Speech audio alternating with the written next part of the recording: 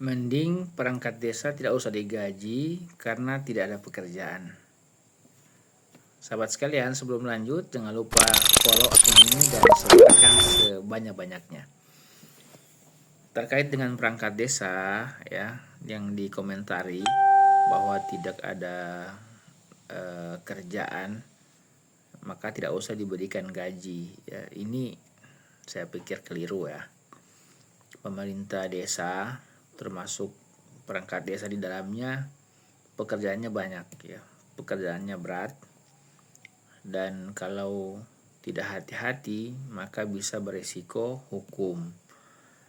Oleh karena itu ya memang harus dihargai dengan gaji yang sepadan, harus dihargai dengan penghasilan tetap yang sesuai dengan kinerja mereka.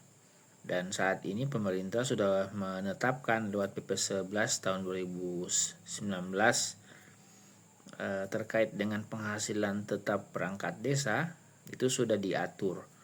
Maka ketika ada desa yang belum menyesuaikan dengan regulasi ini yang perlu menjadi pertanyaan. Sedangkan yang sudah diatur saat ini Kades 2,4, Sekdes 2,2 dan seterusnya, itu mungkin masih terasa belum cukup ya kalau dilihat dengan standar hidup saat ini, di mana kebutuhan pokok lagi naik-naiknya, apalagi dengan yang digaji tidak sesuai dengan regulasi.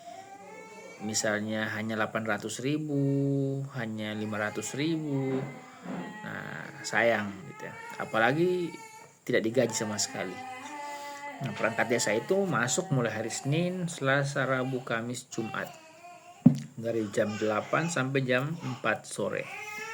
Jam 16. Nah, sayang kalau seandainya tidak dihargai dengan gaji yang sepadan.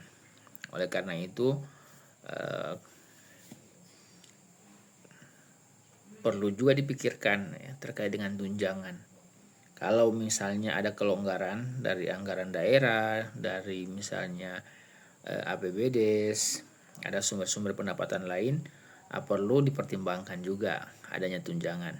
Karena saya merasakan, melihat persis di desa-desa bagaimana pekerjaan daripada perangkat desa itu begitu kompleks ya.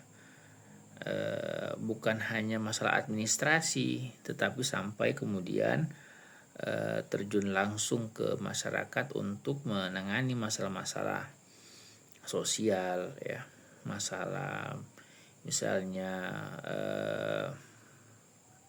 sampai pertikaian di tengah-tengah masyarakat. Jadi suka duka mereka harus turun ya.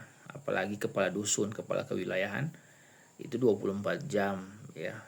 Rumah mereka bisa jadi tengah malam diketuk, ketika yang lain istirahat diketuk karena misalnya ada yang berkelahi, ada insiden yang terjadi, ya harus turun. Begitu juga kepala desa, mereka harus standby 24 jam di desa mereka, di kampung, karena bertanggung jawab dengan segala yang terjadi di desa.